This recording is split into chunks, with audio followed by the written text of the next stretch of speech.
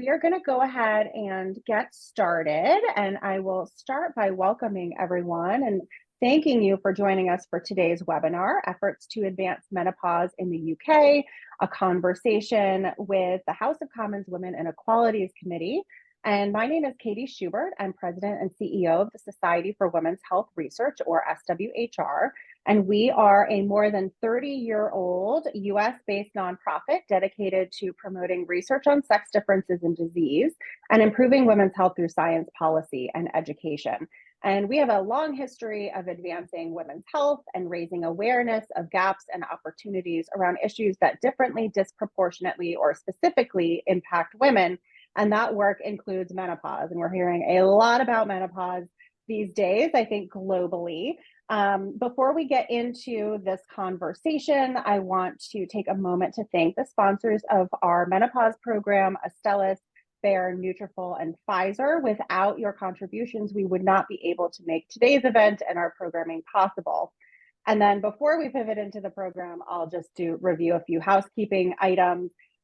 Please note, we are recording this webinar, so you will be receiving a recording of the webinar once it is posted, and any resources that we mentioned, we will share as well in our follow-up email to registrants. To ask a question, which we encourage you to do, please use the Zoom Q&A function. You alternatively can use the chat function. I would kindly request to choose the Q&A function rather than chat. It's just easier for us to follow on the back end.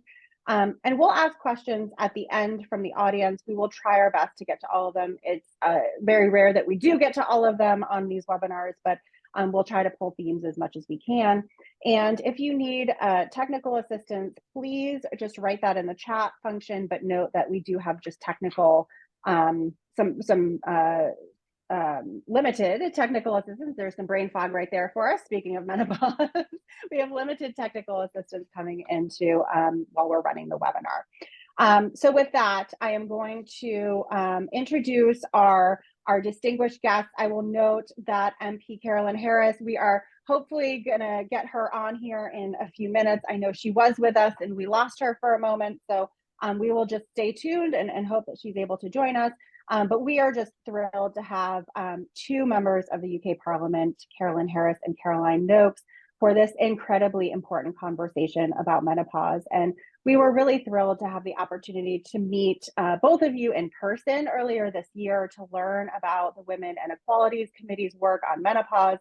And we're really grateful to be able to take a deeper dive into this topic with a larger audience today. And as I work to introduce you, please excuse my American pronunciation as we're reading through your bios. I'll start with MP Carolyn Harris, who again will hopefully be joining us here in a few minutes, is the Member of Parliament for Swansea East, a position to which she was first elected in May of 2015.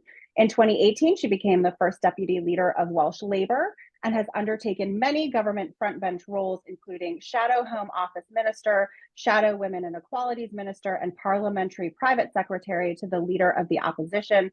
She now chairs the all-party parliamentary groups on gambling, related harm, beauty and well-being, and menopause. And she also sits on the Women and Equalities and Home Affairs Select Committees and co-chairs the government's Menopause Task Force.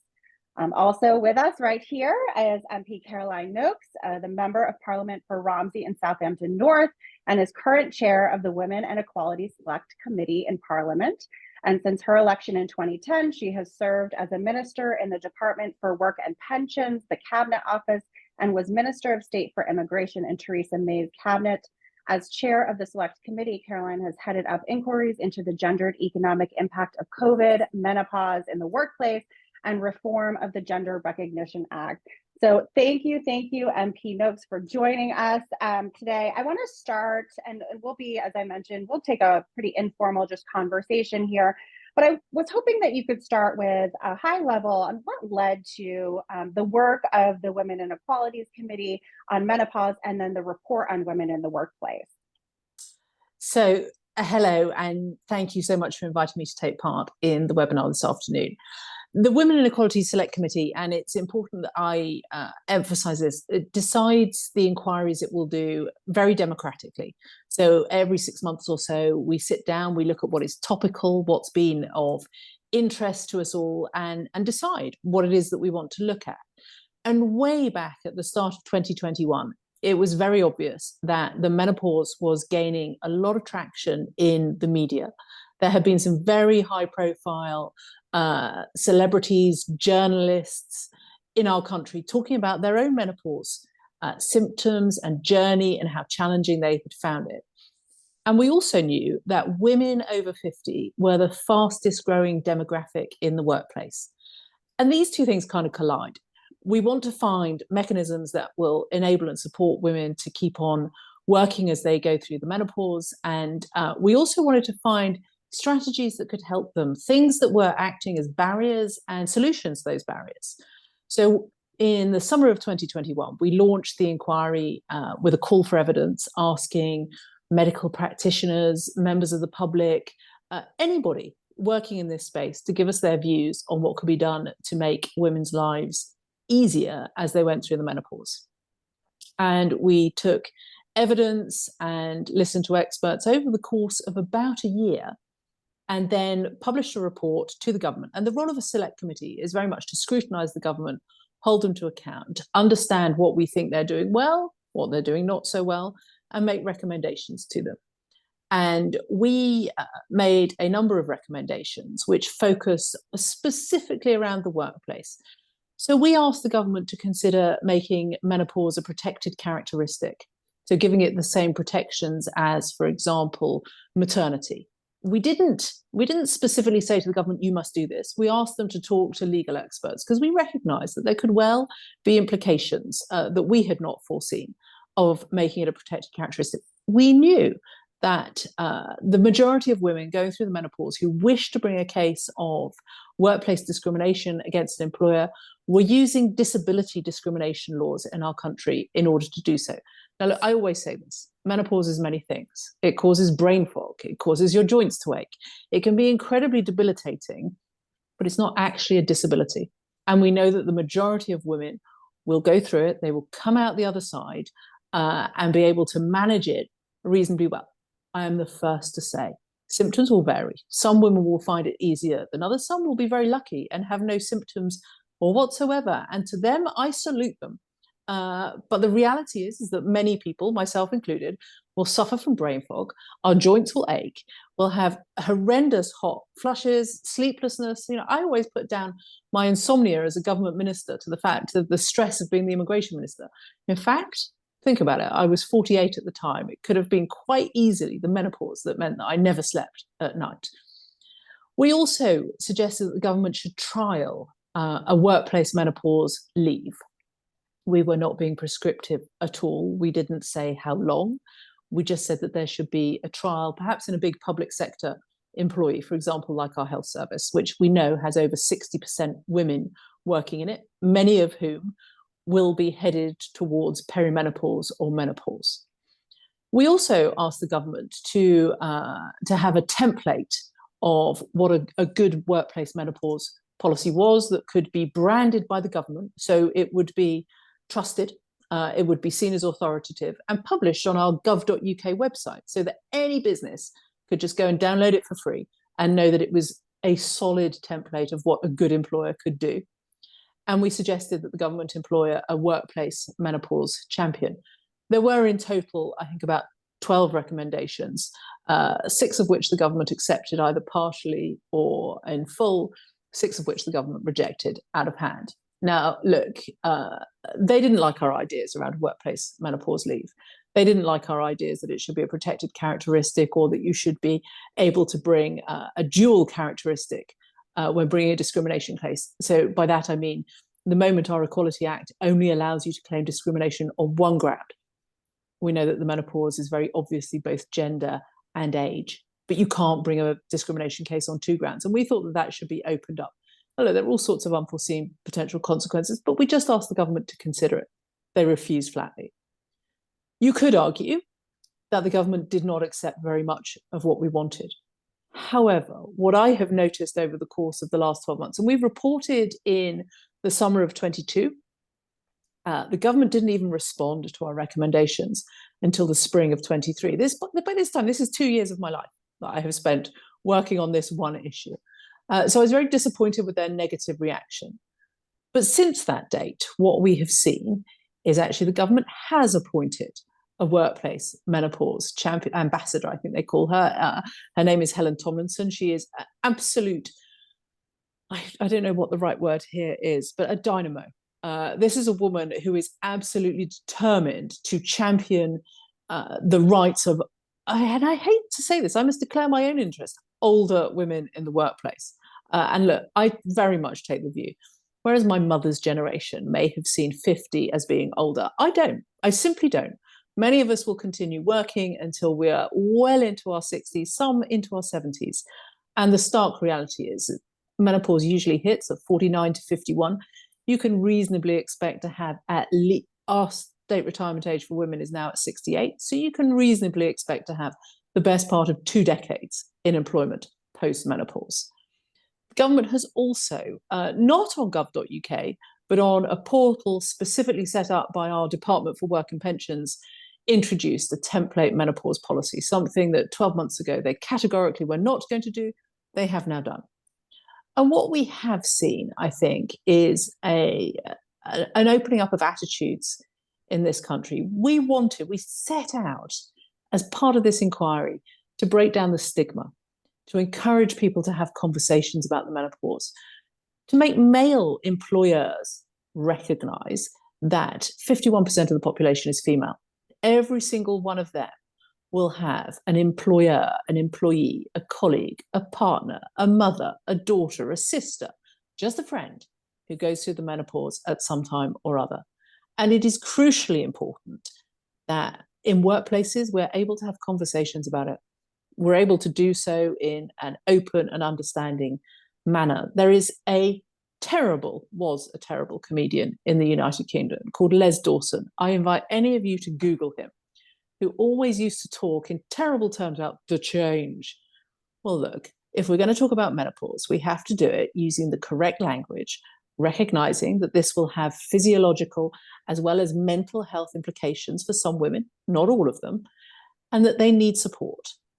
And we need to recognize that there is an economic benefit to doing this and an economic cost to not doing it.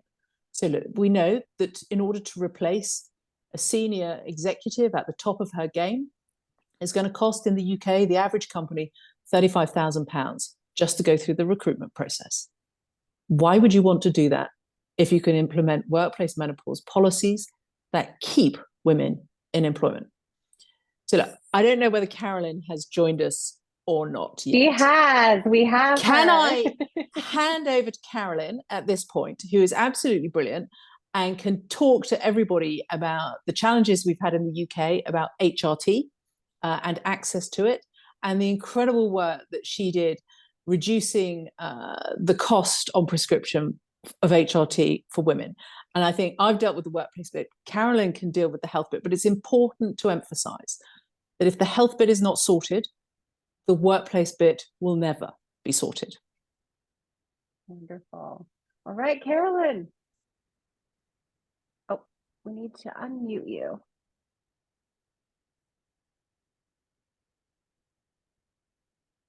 How's that? Perfect. You got me. Sorry about that, technology and all that. No worries. So I caught the end of Caroline. So do you want me to pick up where Caroline left off? That would be wonderful. Yeah. Yes, and I think to do that, I need to take you back to why I ended up getting involved in this campaign. And it goes way back to when I first got elected in 2015. And we had some women who came to see me and emphasised how worried they were, how certain aspects of the menopause were being badly served. And at that time, that was probably the only thing that we thought was an issue, and that was that women didn't understand it and that doctors weren't trained in it. And in the UK Parliament, we have the fantastic opportunity to have people to come in. We have a room for the afternoon. They come in with a placard saying, we want this, we want that. MPs turn up and have a photograph taken with it. It goes on social media and it becomes a bit of a buzz for that afternoon. And around about this time, we discovered there was something called International Menopause Day. And what we did is that we tabled a motion in Parliament through the Backbench Business Committee for to recognise International Menopause Day. And we talked about all the things that these women had told us about. And I thought we would have had nobody in the chamber, but surprisingly, we had a lot of people come to the chamber, including men who shared some really passionate and interesting stories. And we had a bit of a thing, right? We have started on the journey of talking about menopause in the UK Parliament. And then the following year, we did the same thing. And the year after that, we did the same thing, but nothing was happening in between. What we discovered in this time was that 41% of our medical schools have not got menopause on the curriculum, which meant that 41% of medical schools were qualifying GPs to go into general practice, and unless that particular person went to work in a practice which had an interest in menopause, or they had a particular interest in menopause, then menopause was not something that was being discussed when they were discussing things on women's health.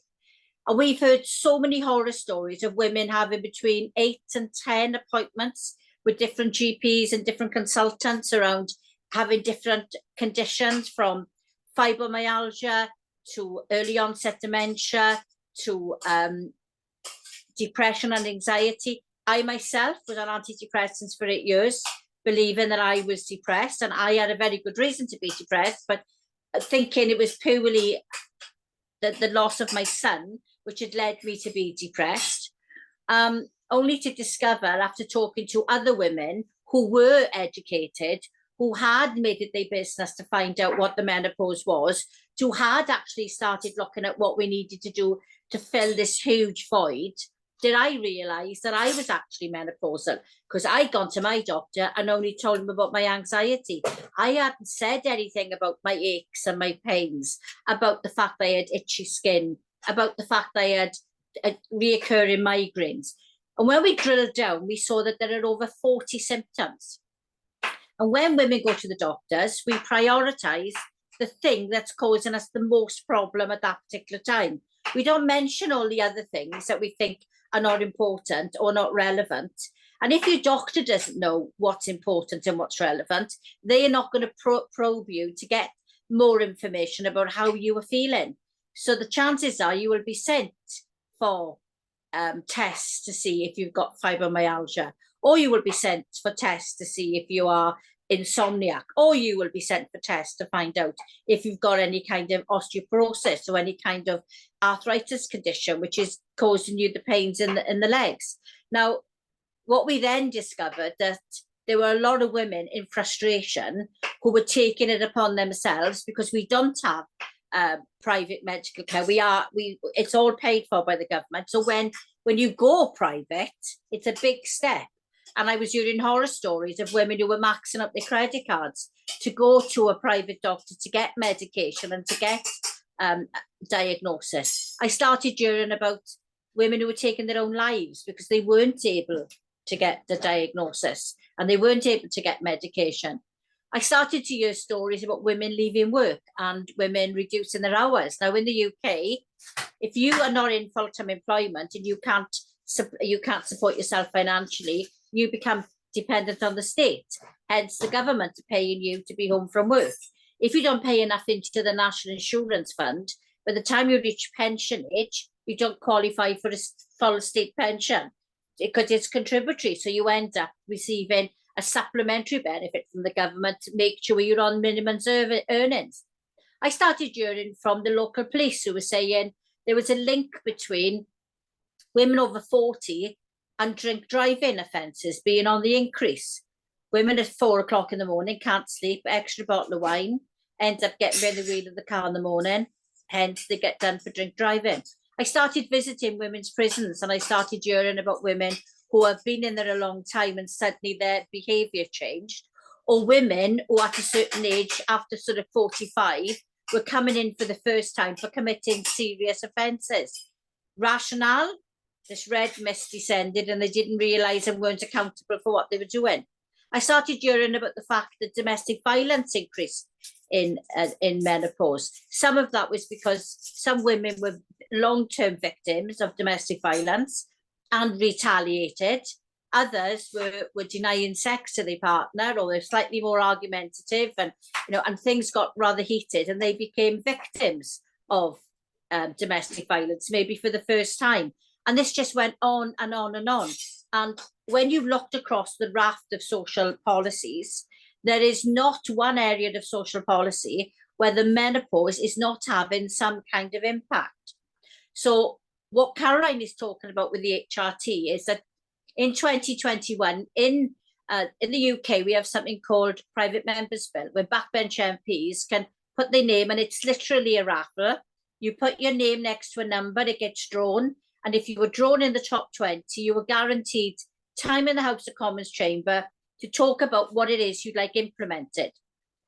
The higher up the list you are, the more interested in you the government ministers are, because there may be legislation that they want to get through, and you being up here is going to give them an opportunity to get this legislation through, and you get the credit for it. But I wanted to do something on menopause. So I racked my brain as to what we could get introduced in the year that you can do this, because it happens between one monarch speech and the next monarch speech.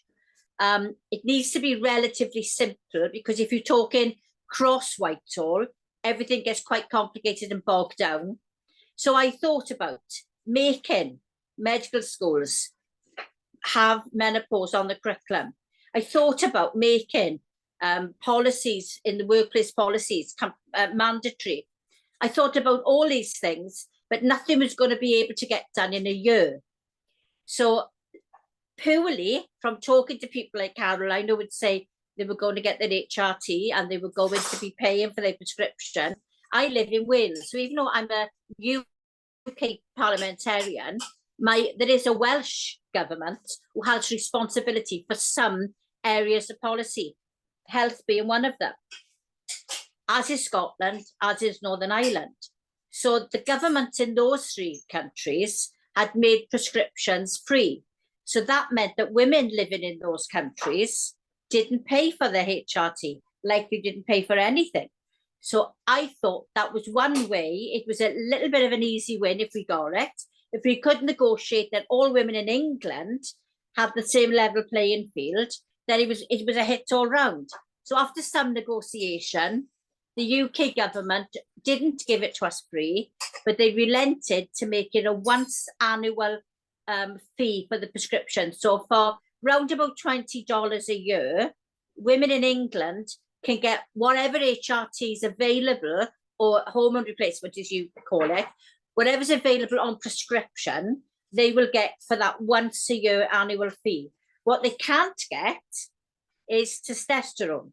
That's classed as a male hormone, and the only way you can get it in this country is if you make a link between your sexual health and your mental health. I have heard some doctors, women have been begging for testosterone, to be told that if it affects their husband, they willingly will give it to them, but they won't give it to the women unless they literally beg. If they do get it on prescription, it's a male product, 10 times stronger than the female version, and a little bit hit and miss in administration. That's why doctors don't want to prescribe it, and they want to prescribe it. I pay privately for mine. It does so much more than just sexual health. It does a huge amount more. It's very effective in dealing with brain fog, in energy, in mobility. It's so much more. But we're in a catch-22 in that as long as it's not on prescription in the UK for anything other than sexual health, we can't do research on it for anything other than sexual health. So we're trying to get either an applicator on the male version to make sure it gives out the right measurement, or a female version, which is licensed in Australia, licensed in the UK to make it prescribable to women in the UK. I didn't go on HRT till I was 60, and I am literally a different person to where I was before I went on HRT. HRT is not for everyone, and there are other things you can do. There's diet, there's exercise, there's even the way you think, I imagine, will help you to get through the menopause. But there's only one thing replaces the hormones, and that is HRT. And this country is seen as being doing a wonderful thing. This is a women women-powered movement. It's the women of the UK.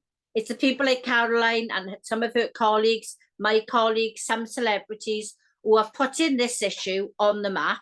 And across the world, it is seen as being way ahead of everybody else in the way that we treat menopause.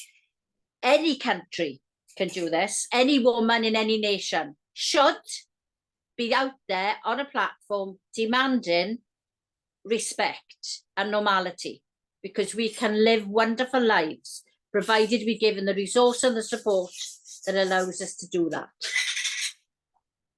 Thank you so much. It's so interesting to hear sort of where this work all started and what led to this, because I think we're seeing here in the US, as you know, we are so far behind just in terms of even talking about the menopausal transition, and the lack of awareness, I think, in education amongst all women is really a challenge, I think, for us, and sort of that stigma associated with as we might say, the change. I had sort of forgotten that is something that you know, we used to call it, and probably because I do so much talking about menopause and the transition.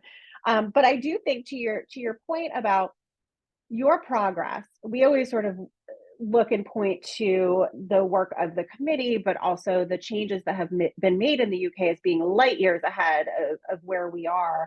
And to this point, often we will go to policymakers and to other leaders. We do a lot of talking with employers as well about what they could be doing in the workplace and thinking about this. And we hear things like, well, this is a private matter, or this isn't something that affects, you know, our workplace. We've never heard of this as an issue before. So I wonder what you, I can see your facial expressions in your head, but I wonder if you would just maybe kindly respond to that. And so in thinking about like how can we make this case? I know we talked about the economic benefit. You know, did you find during your journey on this, and it's obviously ongoing still, that different audiences might need to hear different things? In the beginning, yes, but not now. So I think I must do one of these kinds of talks at least twice, not 3 times a week, with huge corporates and small SME, small to medium enterprises, because we are the narrative in this country is very much come round to women asking for basics in order to enable them to stay in work, to stay in good health. So the only way to do that is to be loud and proud. Now, because we talked about this in Westminster, because people across the world are now seeing this as an issue that the UK Parliament are discussing, then businesses, medical schools, corporations, everybody is suddenly saying, well, if they are talking about it there, this is something we need to sit up and listen to. What's really interesting for me is how many men come to these events and ask the best questions, because men are living it at home and they're living it in work. Now, if they get it right in work, they're going to improve their own marriage. You know, divorce increases beyond belief during the menopause. Divorce just goes through the roof. You know, so many relationships have been lost. I mean, I don't know what you did back in the UK, but in this country, we used to have things called asylums, where we used to put hysterical women and lock them up and leave them there. I would argue most of those women were menopausal women, and we've left them there to rot because we didn't understand what they were going through. We can't ever be in that position again.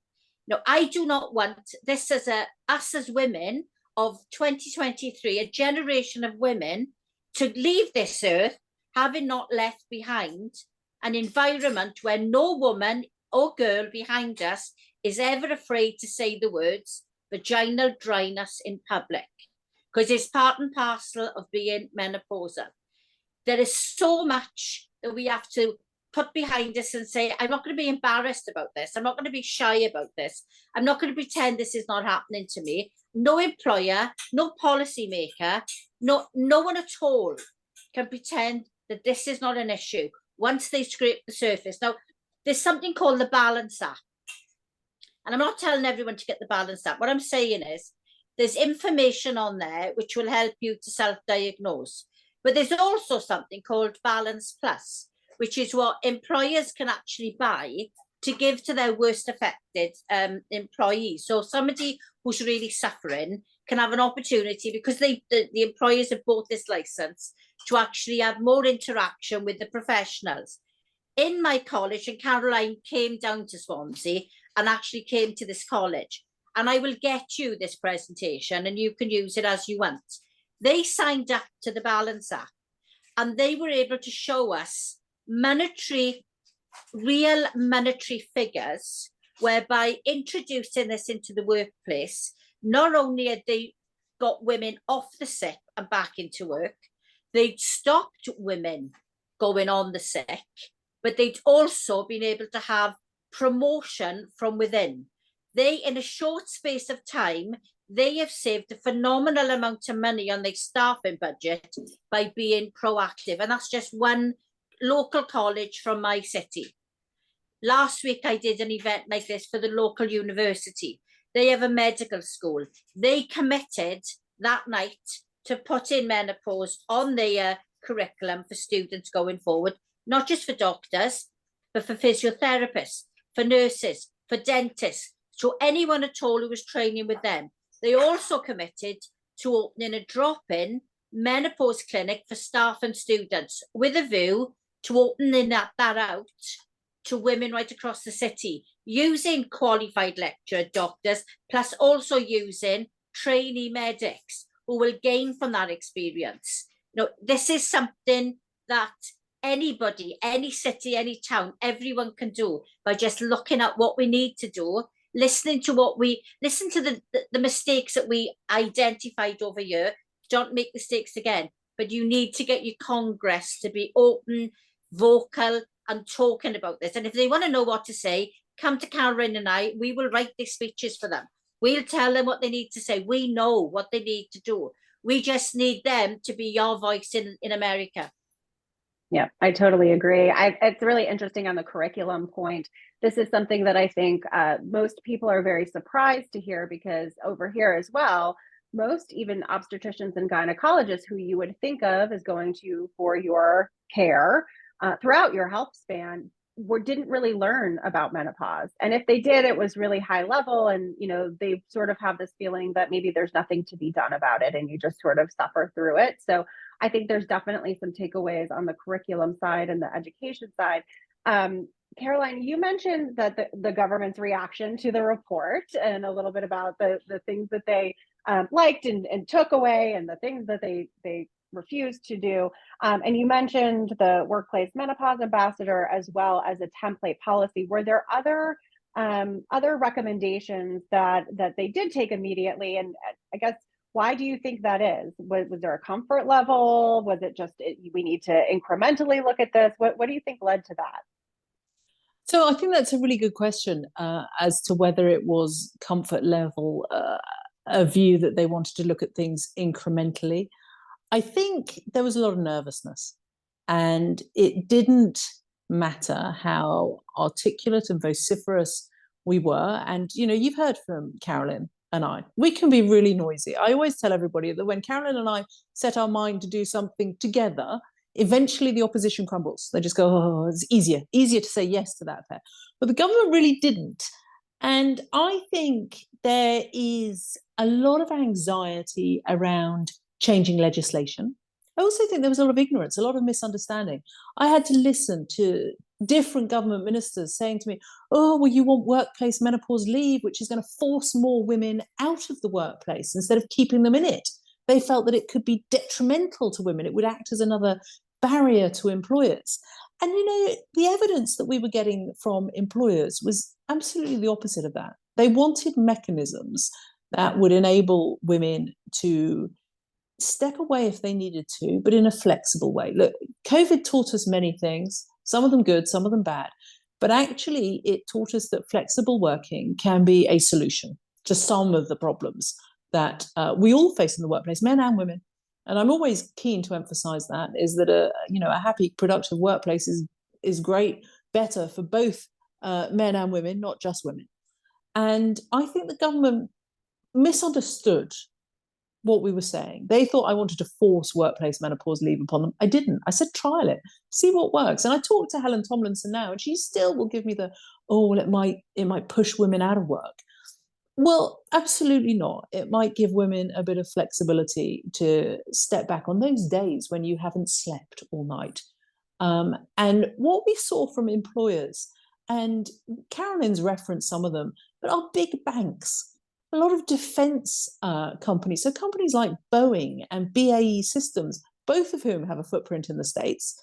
And I think that's a really valid takeaway from this, is they have signed up to being workplace menopause friendly employers.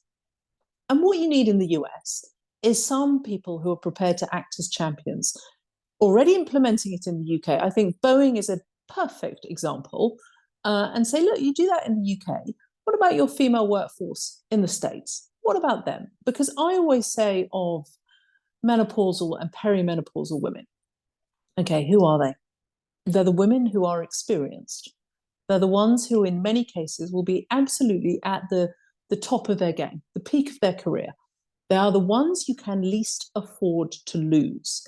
And if you lose them, they are the ones who have been role models for your younger female employees. So you're perpetuating a message. When you get a 50, you're past it. Businesses can't afford to do that anymore.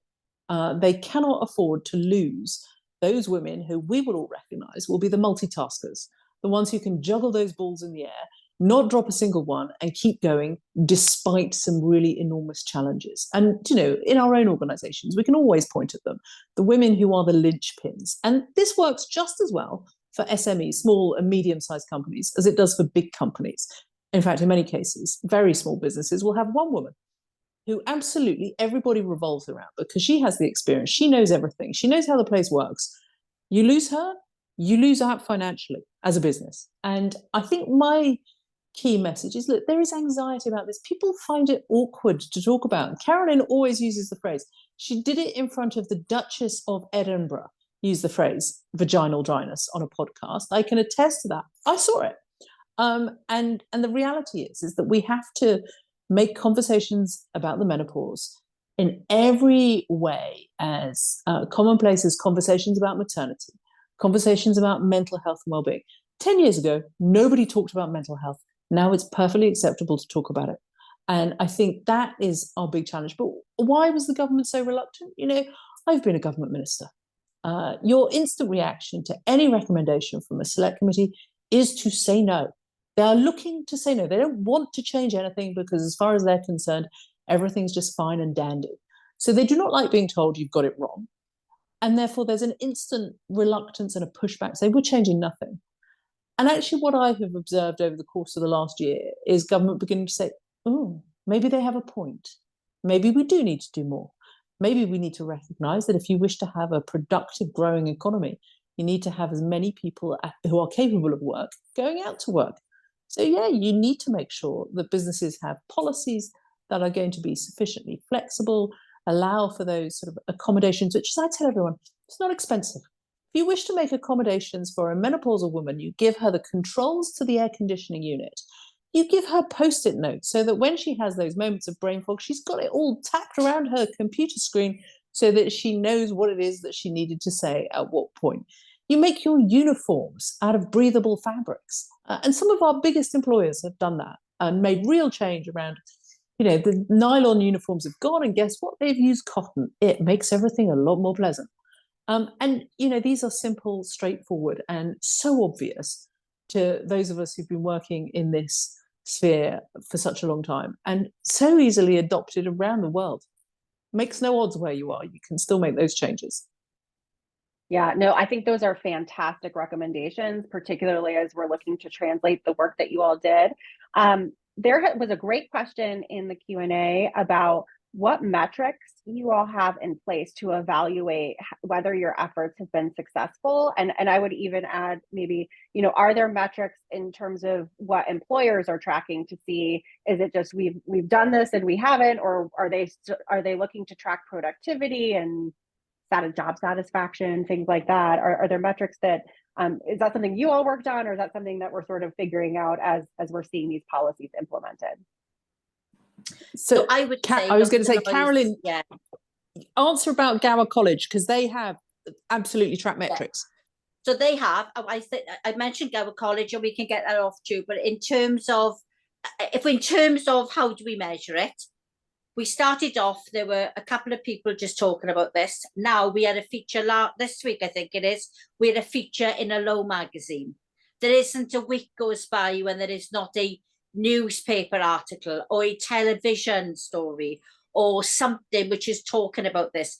I've lost count how many celebrities have come forward and owned their menopause. You know, the noise around this just keeps growing and growing and growing. So this is how we reach in the women who will go for lunch and discuss it with their friends, but we're starting to reach the women who unfortunately are low-income women who may be doing 2 or 3 jobs, who are really struggling. And, you know, we are reaching, those are the ones that we need to reach, the ones who can't afford to go private, the ones who are really putting everybody else first and not themselves. That we're starting to break ground there. So the matrix, I would say, is that when you talk in House of Commons about the fact that nigh on 1 million women over 50 are economically inactive, and you ask the question, why are they economically inactive?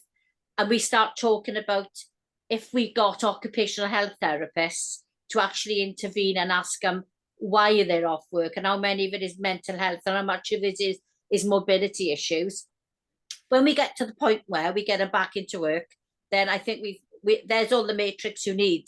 We are getting to the point where we are at saturation point in messaging.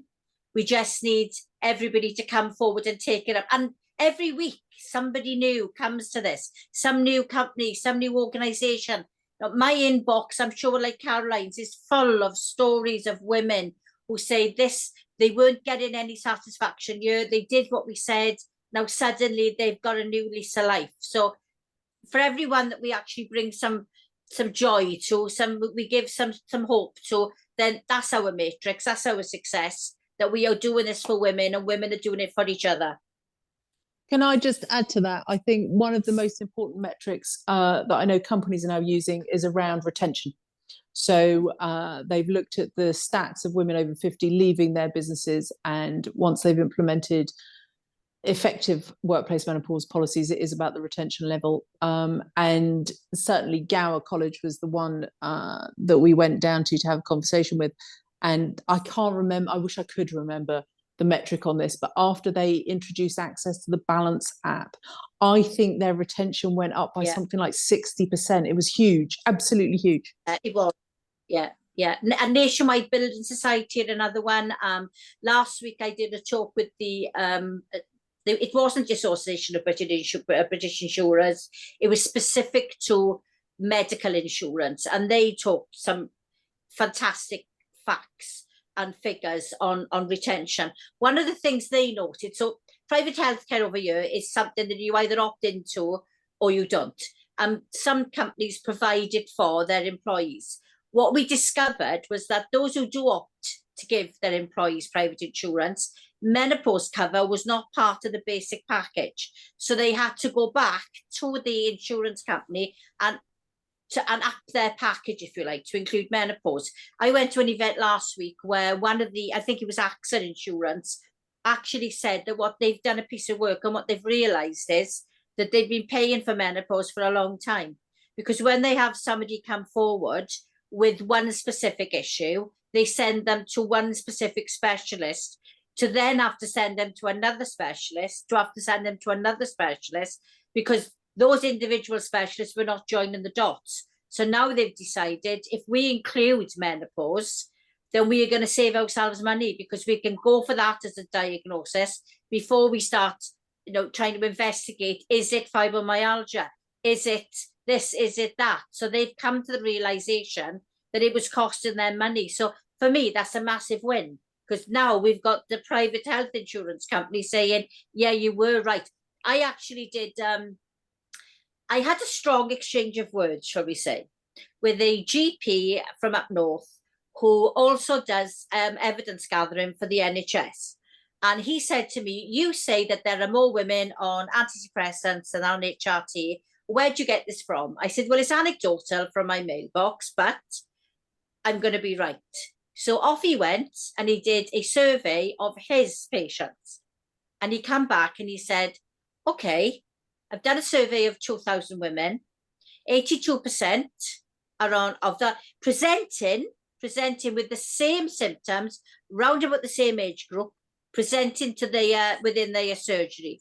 82% are on antidepressants, 8% are on HRT. So he's gone off to do a wider search because he does it for the NHS. He's gone off. He's going to try to do a sample of 1 million women, and he's going to hopefully feed back in Parliament how many of them have been diagnosed antidepressants as a go-to medication rather than further investigation, further conversations. One of the things that I chair an APPG all-party parliamentary group on this, and one of the things that we're asking for is that, as per standard, every woman at 40 has a conversation with her GP where menopause is talked about. Hopefully she'll know more about it, because that's my vision, that women from much younger will start to understand. But if by the time she reaches 40, she doesn't know that that conversation has to happen. Going forward, any symptoms she gets, she will link together and she will present to the GP and she will probably diagnose herself. But no, that's the facts. Yeah, no, I think that would go a long way. I would even love to see it backed up to 35, or even, as my poor daughter, who will probably be embarrassed by this because she's 13. We talk about menopause all the time because of what we do. However, we really attached it to the conversation surrounding puberty and sort of what does this entire span of your life look like, so that at least she is aware going into this, you know, okay, here's what I can expect later on in life. So I think that's really important. It also dovetails nicely into, I have one more question I want to ask you from the audience here, in addition to the accolades, and thank you so much, and wonderful, words here we're getting in the chat box. But to your point about education and how we get women themselves, how do we empower women to be able to understand and learn more? A conversation with their GP is really important, particularly as hopefully they're learning more about this and connecting those dots. The question here is specific to sort of the types of information. Would it be helpful to have a poster explaining menopause, or information for women to be able to have in front of them? To bring with them. I would also give SWHR shout out to we have a menopause toolkit. So folks should definitely check that out. It's very long. It's one of the largest toolkits we've put together. But I do think it is helpful in understanding these symptoms. So what do you think would be helpful from the sort of public perspective and understanding for ourselves how to approach these issues with our clinicians and our families? Can I say on that? So look, that was one of our recommendations. We called for a public information campaign. Yeah. Because there's a lot of information out there. Not all of it is great. Most of it is very, very good, but it's very, I don't know what the right word is. So it's very bottom up. It's grown up from organizations that have been established and have produced their own materials. And a lot of people have said to us, we would prefer to see this on the Department for Health's website, a menopause checklist, because it wasn't, and I tell everyone this, it wasn't until a shadow minister stood up in the House of Commons and reeled off her menopause symptoms that, I don't know how old I was, 49-year-old me sat there going, yeah, I've got that, I've got that, I've got that one, oh, I've got that one too. And penny dropping. I am quite bright. We had launched an inquiry on the menopause before this ever happened, and I didn't think I had anything to do with the menopause. And so I do think public information campaigns, checklists, and my one message to women is you have to be assertive. You have to be really assertive. And I walked into my GP after I listened to the shadow minister and I said, I want HRT. No, oh, I'm feeling a bit down. Oh, my legs itch, I ache. What's wrong with me? It was, I want HRT. And, you have to have the materials out there. So whether it's posters, we have some great charities and organizations have brought together things like Positivity. Yeah. Employers can put them up in their loos, gender neutral or not, and just inform everybody about all of the symptoms. As Carolyn said, 40 of them. You can't, if you've got some of the more obscure ones, you're not going to know what's causing your itchy legs. Yeah, and I agree with Caroline. I mean, you're talking about toolkit. There's a really good standard of what menopause and menstrual to menopause is from the British Standards Institute, which is free, downloadable. That's really worth looking at. But you know what I think with us? I think when I don't know if you've got a daytime TV program. We've got something here called Loose Women. Once Loose Women started talking menopause, then everybody started to want to know about it. The positivity poster is absolutely brilliant. You can download that. And the positivity poster is in, I don't know how many languages. It's been translated into thousands of languages. You can download that. I would like to see every employer maybe sending out an email to their employee or put it into their induction pack with saying these are what the symptoms of the menopause are. If every workplace had a menopause ambassador, then every employee would be asking, well, what's their role? What are they doing? What do we need to know? But it's about noise. The more noise you make, the more people will come to understand and ask questions. And when they start asking questions, that's when you really start to get an impact on people saying, do you know what? We need to do more. I think you're absolutely right. And I also, this time has flown by. So I want to thank you. I know we were talking earlier, it's the end of your day. We're right in the middle of our day here in the US. But we really appreciate you both taking the time to join us today. We are so excited to be able to learn from you. And we love not only your enthusiasm, but your persistence in making sure that this topic really is heard. I think there's a lot that we can learn from you all, and we're taking with us to our members of Congress and our regulatory agencies to make sure that these voices are heard. So thank you everyone again for joining us. Everyone, please keep your eyes open for the email following this with the recording and any resources that we mentioned. I'll also put a plug in for another webinar we're hosting tomorrow on bone health, which is at 11 a.m. Eastern time. And again, thank you to our sponsors and to you all for joining us. And thank you both Caroline and Carolyn for taking the time out of your day. We really appreciate it. Thank you. Thank you. Great day. Bye-bye.